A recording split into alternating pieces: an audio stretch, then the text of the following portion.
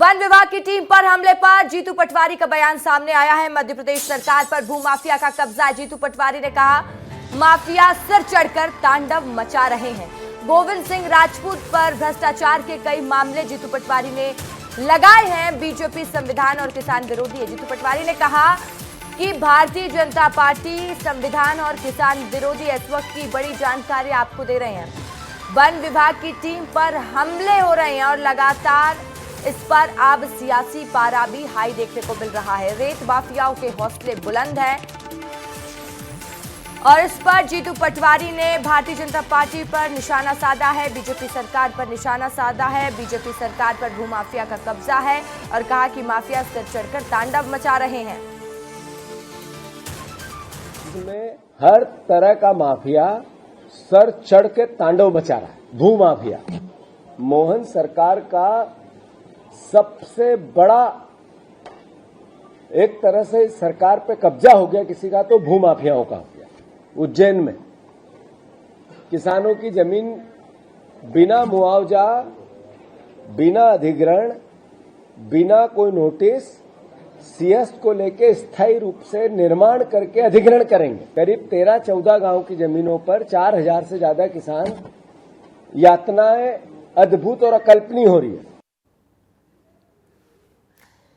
विवेक पांडे मेरे सहयोगी इस खबर पर ज्यादा जानकारी के साथ लाइव जुड़ गए हैं। विवेक, देखिए, वन विभाग पर हमला होता है और अब इस पर सियासी पारा भी मध्य प्रदेश का हाई देखने को मिल रहा है। जीतू पटवारी बीजेपी पर कई आरोप लगा रहे। किस तरीके से देखा जाए, जिस तरीके से पूरे मामले को लेकर मध्य प्रदेश का सियासी पारा हाई है? विवेक,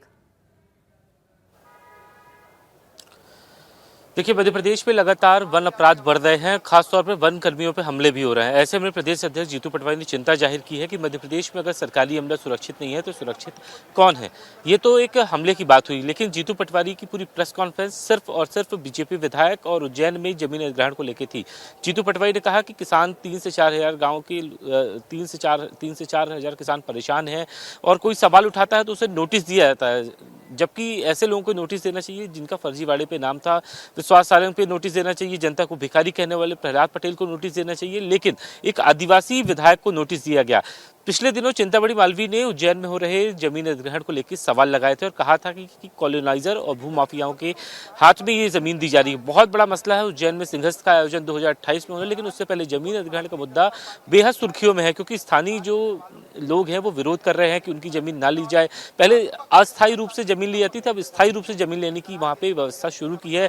प्रशासन, श्रद्धालु और तमाम सारे लोगों से बातचीत की जा रही है, लेकिन मुद्दा यही है, किसान अपनी जमीन देना ही चाहते हैं। कांग्रेस के विधायकों ने भी कई बार सवाल लगाए, लेकिन अब जब बीजेपी के विधायक सवाल लगाए तो ऐसे भी जीतू पटवारी का कहना है कि जमीन को लेकर, अधिग्रहण को लेकर जो सवाल लगाए गए उसको लेकर नोटिस जारी किया गया है। बीजेपी की मानसिकता बताती है कि वो आदिवासी विरोधी है। हालांकि इस पूरे मसले पर चिंतामणि मालवीय ने अपना स्टैंड क्लियर किया है कि अपनी बात पे कायम है।